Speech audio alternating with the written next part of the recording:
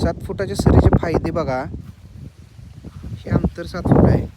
मध्ये दिसतंय ह्याच्यावर मध्ये आपण रोटावेटर चालवला आहे. हे बघा सगळं जे तण आहे ते तण मधलं जे आहे सगळं निघून गेलं आहे. माती पण चांगली भुसभुशीत झाल्या. ह्या दुसऱ्या बाजूनं ह्याच्यामध्ये जी जागा शिल्लक राहिली त्याच्यात फक्त मग कोळपं ओढले आणि ट्रॅक्टर पण काही जास्त लावून मारलेला नाही. एकदम 2 बोटं लागल असा.